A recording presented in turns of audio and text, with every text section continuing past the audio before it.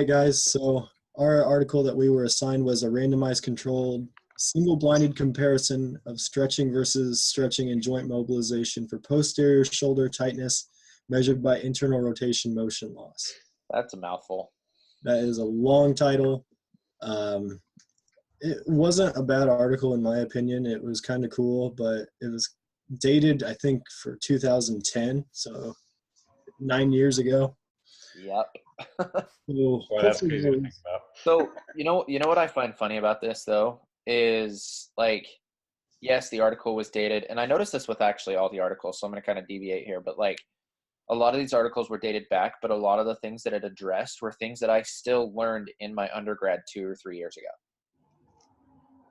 Like this shoulder one, like the stretching versus stretching and joint mobs. Like I don't think I ever saw anybody do stretching and joint mobs. It was just, well, we're just going to throw you into a stretch from like across the arm, and then we'll just go from there. We'll see if that helps. You mean when specifically adjusting for internal rotation? Uh-huh. Yeah. And it's that just struck me as odd that like there's a lot of athletic trainers out there who still don't look at evidence. Yeah. I mean, but also you got to look at what the actual results of the study were. And it wasn't really even significant looking at stretching versus stretching and joint mobilizations. Yeah. It was like a trend. So, I mean, you also have to look at things, I'm sure this may not be what some people think about, but like self-care stuff as well, like people to teach people how to care for themselves, I think is important. And so, doing joint mobilizations, I agree with it, but also you have to think about, self-care, education, those types of things. So like if there isn't a massive difference between the two, as far as increasing internal rotation, I don't really see a big issue with it. Okay, so question, when's the last time you guys have used a joint mobilization, whether that be upper or lower extremity at all? For me, it would be in the spring of last year. I haven't used any joint mobilizations in my current setting. And I don't think I've used maybe manual therapy, I'll go with 4 or 5 times this year, somewhere around there. See, and I'm a big proponent of manual therapy. I like manual therapy. Me too. I love it. I also like to teach my kids how to do self-manual therapy. Mm-hmm. But I've done joint mobs a couple of times for the ankle in the past 7 months. Yeah. So not a whole lot. I think, for me, like last year, I probably did manual therapy 2 to 5 times a day with my patient population. So just very different with what I'm doing compared to what I did before. Now, my question is why? Like, why do you think you've limited the amount of manual therapy that you're doing right now? I think the big reason I'm limiting my manual therapy right now is that I'm more focused on education and I'm more focused on self-care. So that's my main focus with working with my middle school students is teaching them things on how to take care of their own bodies. So that way when either a small pain, small incident happens, a small quad strain, patella tendonitis, whatever, they know what to do and they can take care of themselves in the future. That's kind of my take. And before I was working with elite level athletes that I incorporate that stuff all the time, but they need that manual therapy to kind of help me get them to that the level of patient care that really needed to happen for them to improve. And just the self-care stuff wasn't working, like the stretching, that sort of stuff just wasn't getting the outcomes that I wanted to get out of it. So, or the outcomes for good patient quality of life and all that stuff. So makes sense. All right. So Part of the assignment description was I give a brief summary of the methods, which they're pretty straightforward. So I want to begin with the author's hypothesis though first. He says internal rotation, range of motion will not change with either of the two interventions, whether that be solely just the stretching and then not even with the cross-body stretch and the joint mobilizations. So that was their first thought when it came to before they did the study. So in terms of methods, I highlighted some things that I thought were something to ask you guys, and whether or not it's like a red flag or something you guys would notice too. From the 39 participants that they used for this study, they were all college aged. I thought that was interesting. It's a specific age group that they were using and targeting. And I'll talk more about that later on in the article because they bring it up again. But what are your thoughts on using college age participants for a study like this? I thought it was interesting. I especially considering, you know, the inclusion criteria, they had to do this a certain amount of times, you know, before they were taken out of whatever it was, and they had the daily log sheet that was used for compliance for the self-stretching that was assigned to them. Sorry, words are hard tonight.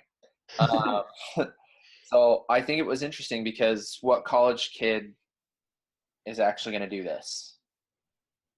You know, I mean, it was basically on the honor system. So how many of these kids actually did what they were supposed to? Does that make sense? I mean, I feel like they chose college students because of a convenience thing more than anything else.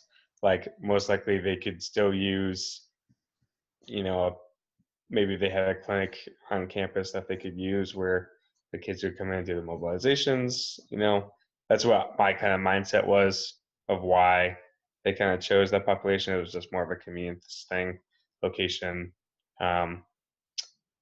You know, it's kind of similar to the military's, I don't know if they actually thought about this, but it's kind of maybe similar to the, you know, military population and the fact that everyone's kind of doing the same things-ish.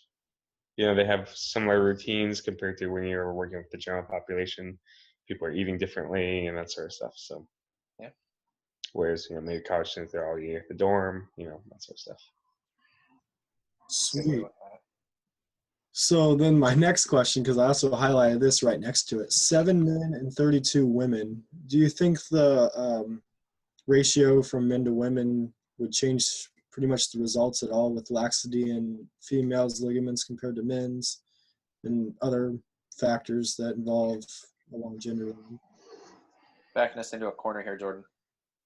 I'm just asking questions here. I'm gonna devil's advocate here. No, I that's a hard one. In this age, yeah, I think, well, no, I don't know. That's a hard question, man. I don't know, Jordan, what do you think? That was a question that you came up with. What do you think about it? Well, to me, I think in my own personal belief, it kind of like skews the evidence. Me being OCD, I like having equal halves, same number of men, same number of women, but it never works that way in research. And I don't like the odd number of participants either. I like a good even number. But I don't think it skews the evidence that much in terms of the study.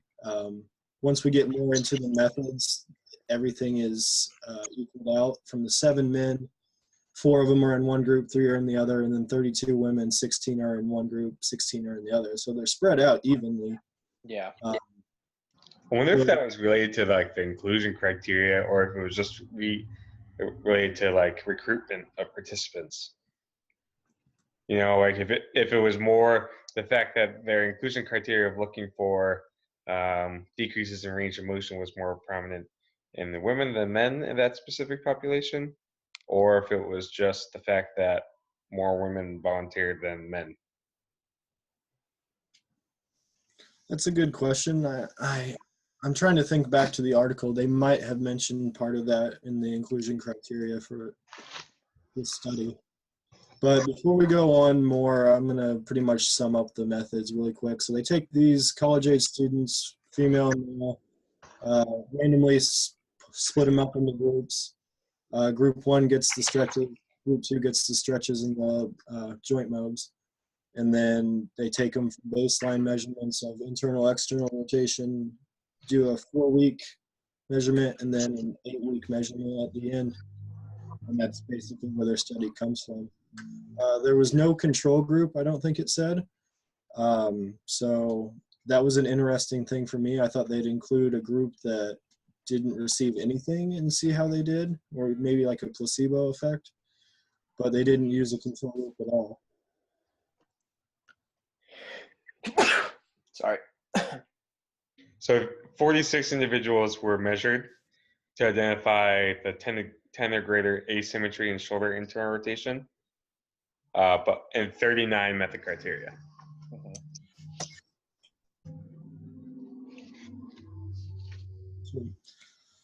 So I'm just going to move on through the article and talk about like the highlighted stuff that I found and see if you guys agree. It's important. Usually in the introduction, they talk about mostly anatomy and different techniques. Something I hope we can all agree on is tightness can be shown to create abnormal biomechanics in the shoulder. I think that's pretty much a fact at this point. Those then abnormal motions could possibly cause some impingement issues in the shoulder, and that can affect all those overhead athletes that we may treat in our various sports. Do you guys agree with any of that? Any questions, comments, concerns? Nope, I don't. I agreed with it 100%. Yeah, I thought it was interesting that they chose asymptomatic patients as well, or participants, rather than overhead athletes or people that have shoulder pain. So I thought that was interesting too.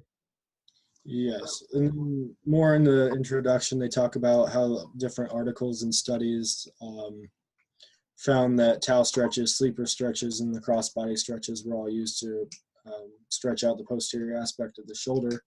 And it turns out that crossbody was the winner of all three. Mm-hmm. Just a quick tidbit, I guess you can say. For me, stretching is for the muscles, and joint mobilizations are more for the joint itself and the capsules.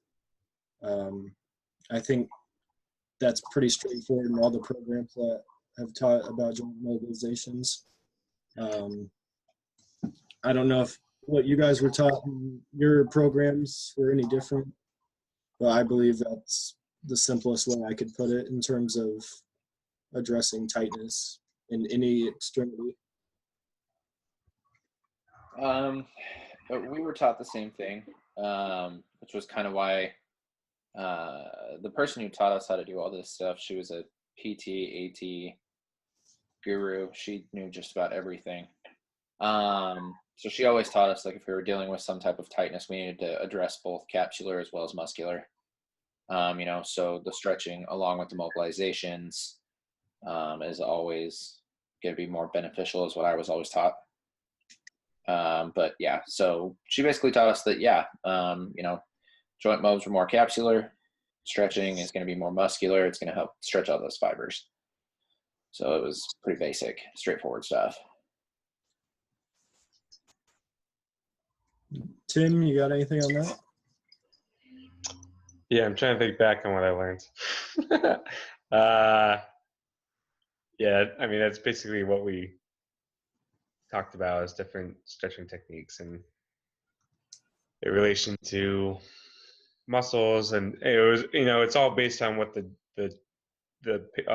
patient and treatment goal is all about.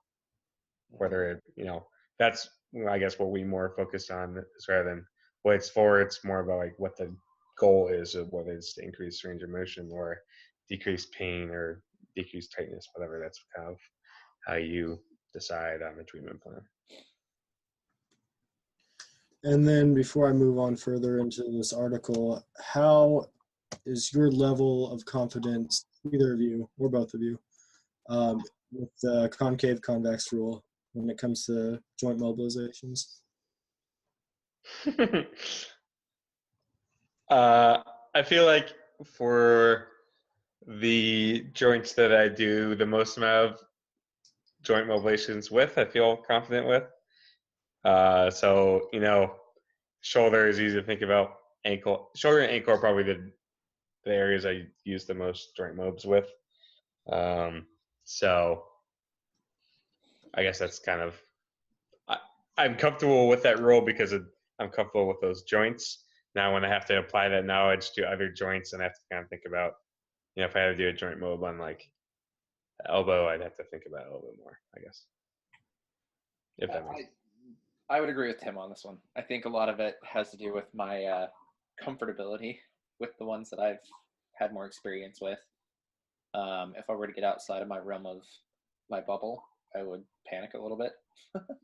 Just because it's a new realm, it's new territory, not something I'm as comfortable with. When I think of arthrokinematics, convex, concave rule, all that, there's a lot to it. You have to really understand the anatomy of what you're looking at. And of course, I'm not perfect. I definitely have my weak spots when it comes to the human body, as does I think everybody else. Oh yeah, that's the main point I wanted to make with that.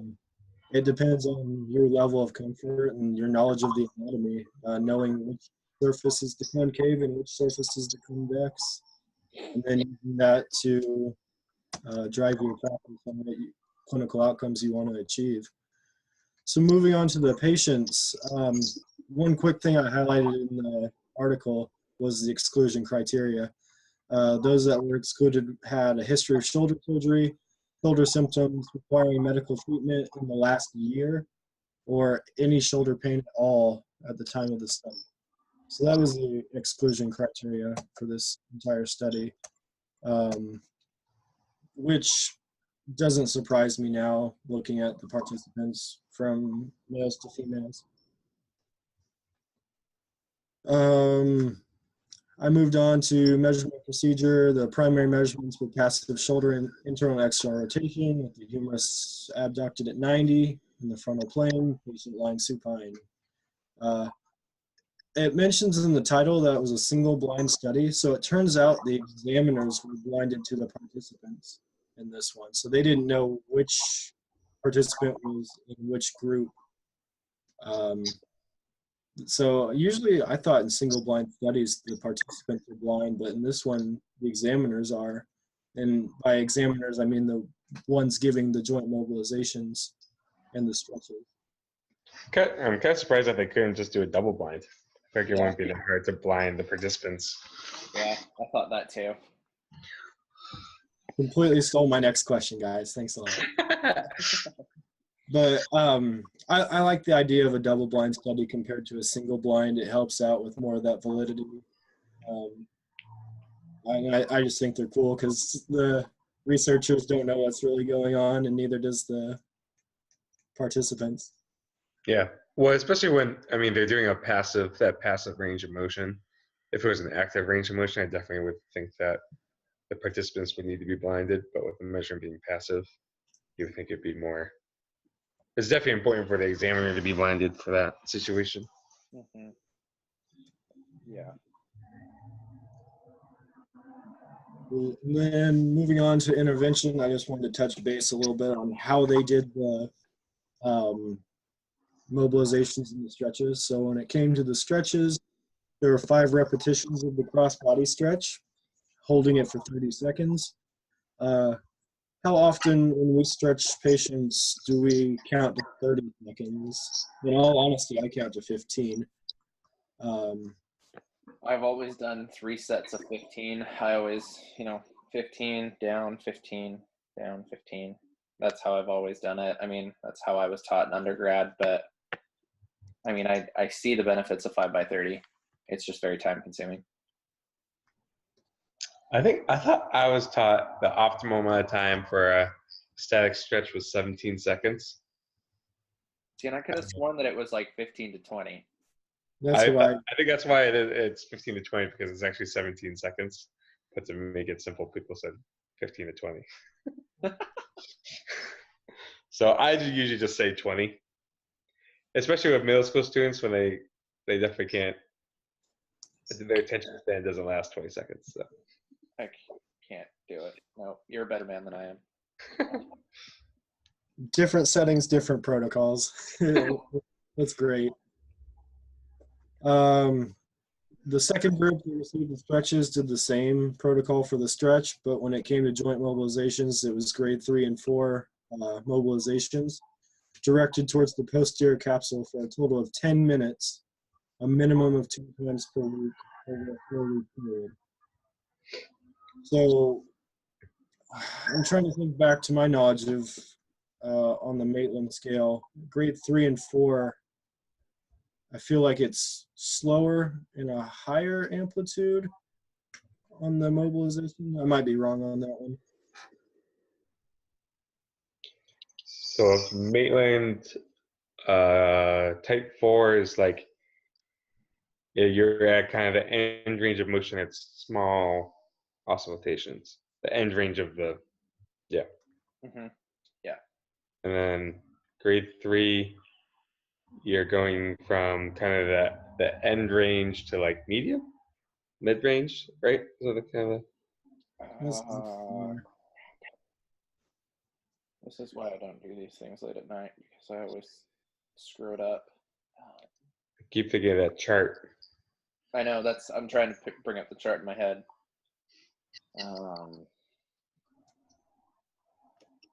Jordan, do you remember? I cannot remember off the top of my head. My question was going to be directed towards you guys on whether or not the grades played a role in getting the results. So say they used grade 2 and 3 compared to 3 and 4, what the end result would be, if that mess up the data at all, or if it would yield completely different data. Well, I think with when you're looking at the whole purpose of the mainline mobilizations, usually grade 1 and 2 are kind of more pain relief. Mm-hmm. Yeah, so like pain and looking stuff. at when you're actually your main goal is to accomplish increased range of motion, that's usually when you're using grades 3 and 4. So I feel like that kind of aligns with at least the theory behind mainline mobilizations, whether or not. Yeah. So. Awesome. And then let's see, I want to put this in the highlight too. A daily log sheet was issued to monitor compliance among the participants. So they were compliant. They had to write it down. Then talks about getting the range of motion at baseline 4 weeks and 8 weeks. That's fine. My hardest thing with this entire article, and maybe you guys feel the same way, was the data analysis portion of it. Not the best at stats at all.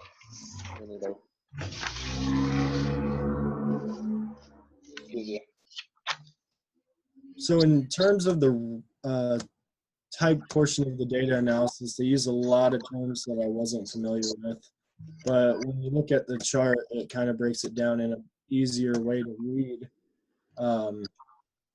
You can see the differences in numbers from the baseline 4-week and 8-week measurements. And it'll address it in the results a lot better. But if you guys have any thoughts on the data analysis itself, just let me know. Yeah, so I would agree with you 100%. I mean, I start reading through the data analysis, and I mean, at one point it says a 2x3 analysis of variance was used to analyze differences between measurement means, specifically with one between subjects, factor, type of intervention, and it just keeps going and going and going and going. And I'm like, what? Like, so many numbers, so many words I've never seen. But then as you scroll down a little bit, or, whatever you have it on, I have it on my iPad. You can see everything laid out on the table. So it makes it a lot more easy to digest and a lot more easy to read. I didn't understand what they said by wanting to obtain a power of at least 0.8 for 2x3. analysis of variance. I mean, there are a lot of things that I had to look up for this that it was just confusing to me if I was just reading data. But again, looking at that table it lays it out, and it gives a much better picture in my head personally. And they use numbers that I'm comfortable with, averages and standard deviations. It's probably the best amount of statistics that I can retain at this moment right now. Yep. Hopefully with our stats class, we can learn more about these different statistics in terms of variances and coefficients and correlations. Yep. So I don't have a whole lot to talk about on data analysis just because of my lack of expertise in it. Yep, I'm on that. It throws a lot of questions in the air that I don't know who can answer them except Dr. Patton. But I'll move on to the results because that's really where we find the bulk of what we're looking for in every article we read. So height and weight between the intervention groups was not significantly different. So between the two groups, they all pretty much were the same height and weight, about the same. Average stretching sessions for the first group were around 20. Average sessions for the stretching and joint motor group averaged 21, so they're pretty close together. No one was dismissed from the study owing to poor compliance. So they didn't let anyone go. Some of them did miss part of their portion of the study for illnesses or on vacation or other considerations that the researchers allowed. And I'm pretty sure in the article they said they accounted for that. As far as I know, how do you account for missed sessions? I feel like it just throws everything out the door, but that's just me being my OCD self again. I wish they just kind of reported more about it, like how often it actually happened. There's just a lot of unknown. Mm-hmm. If they were like, okay, well, these people missed, or like 10 out of whatever, how many participants attended 75% of the sessions.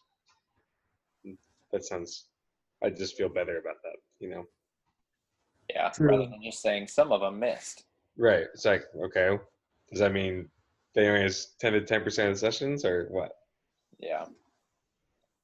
So if you guys were in the researcher's shoes, how would you feel about participants missing a session, maybe 2 or 3 times? Do you think that would heavily impact your numbers? I mean, yeah. I think but at the same time, I don't think they really accounted for that ahead of time. I don't think they set I think they probably didn't set like 75% or whatever. You have to attend 75% of the sessions. So then when it actually happened, they weren't really prepared for that to happen. So. Well, and at the same time, I mean, if you think about it, it states this required the participant to stretch a minimum of 3 to 4 sessions per week. If you miss 3 sessions and you're only doing 3 sessions a week, you're missing a quarter of your data. I mean, that's a significant amount in my opinion. Especially if you have, it doesn't tell us, Tim's right. It doesn't tell us how many people missed. I mean, for all we know, it could have been the entire group missed 3 or 4 sessions a person. I mean, It's one of those things that if you deal with research like this, you're going to have to account for some of those problems sometimes, but you can't account for everything. no, So, not appropriate. No. So moving back to the hypothesis that the researcher thought, thinking there was going to be no change, upgraded to unlimited minutes. Yeah, we got 3 minutes now. Moving back to the hypothesis, they said there was going to be no change. Before you guys got into reading this entire article, did you think there was going to be any change at all when you read the title? Yeah. Yeah, I did. I thought the same thing on that. I just wanted to see if you guys thought the same. I think just with stretching, it would have increased internal rotation anyway. But I never, like you guys said, self-stretching along with joint mobilization, which was pretty much a cool study. For results for the treated shoulders, both groups demonstrated significant increases in internal rotation from baseline to 4 and 8 weeks. In both groups, the increases in 4-week total rotation motion in the treated shoulders reflect a real increase in internal rotation because external rotation remained essentially unchanged. So the external rotation didn't change at all in the study, but internal rotation did. I suspected that before I got into the study. If you're going to stretch it one way and you're targeting a muscle, I didn't think you're going to lose anything significant in terms of external rotation. I don't know if you guys thought about that or not. I kind of like to think of it, movements in pairs. So internal goes with external rotation, abduction goes with extension, adduction goes with abduction. So when I think about one motion, I automatically think about the opposite motion to that.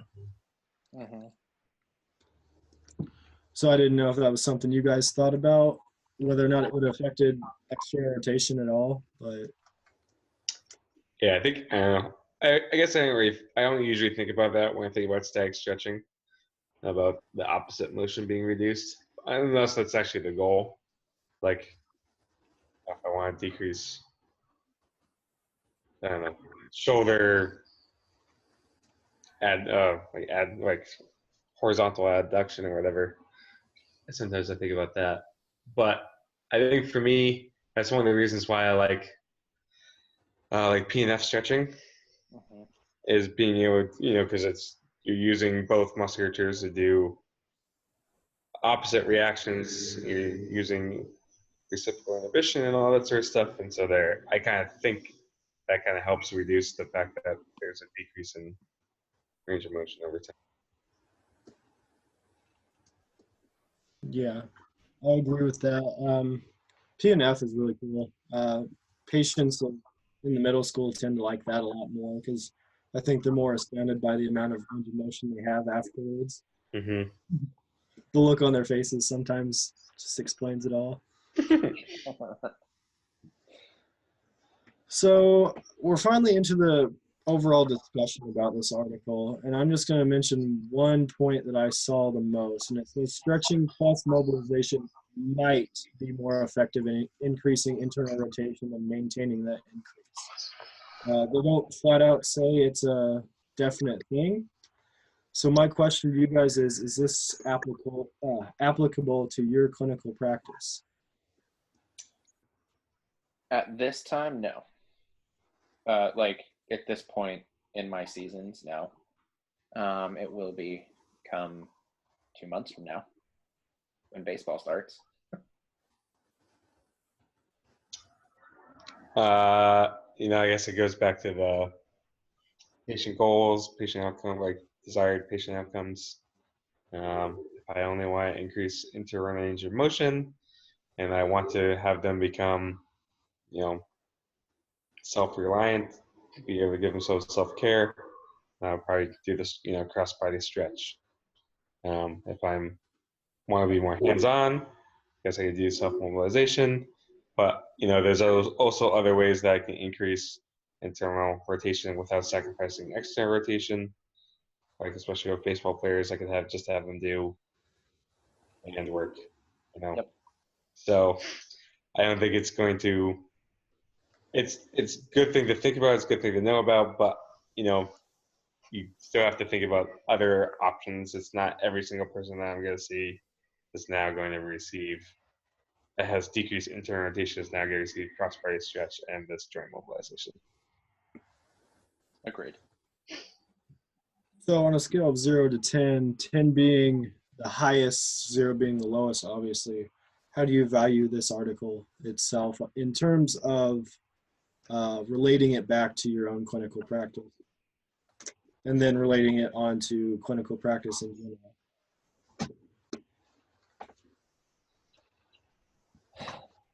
Is it valuable? Is it useful? What do you think, Ian? Is it worthless?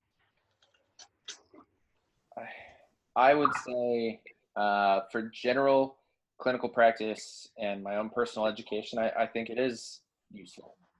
I would say that this is very useful information to have. Currently, in my position right now, no. I would give it like a 2.5, 3, just because it's not my focus.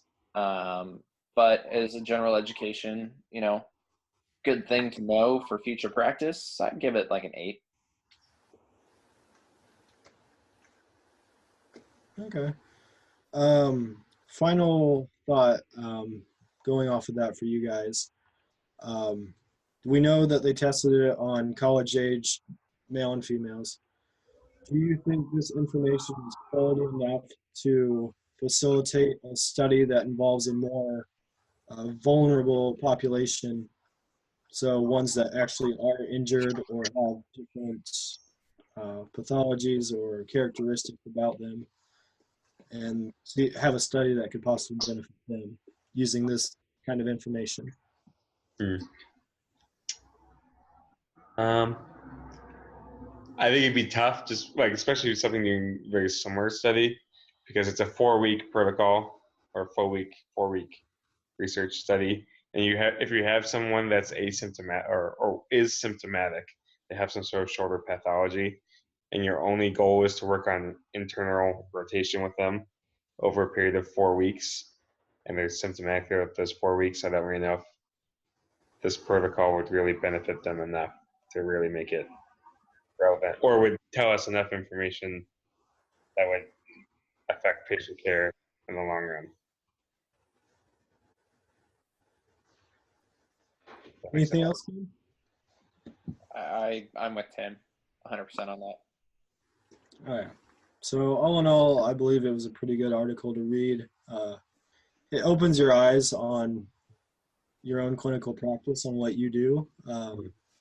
Being in this manual therapy class, we're going to be learning all of these different techniques, so it's just another tool for our toolbox. Hopefully we benefit a lot from it. I'm still in that stage of I really don't want to do manual therapy on minors like middle schoolers, but I'll find ways to try different techniques that will help them. Right. I think for me, like I forgot what one of the first articles that we read, it was like, or one of the rules ones, one of the short ones online, and it talked about, every single joint mobilization or manual therapy technique should be something that they can do for themselves at home or, on their own. And I think that was a very interesting thing to think about. And that's something I have trouble coming up with. I know how to do things for myself, but I don't necessarily know how to teach people how to do things for themselves as far as joint mobilizations go. If that makes sense. It makes sense. Yeah. All right, guys, that's all I had for you with this article. Good talk. Very good talk. Yep, cool. I liked it.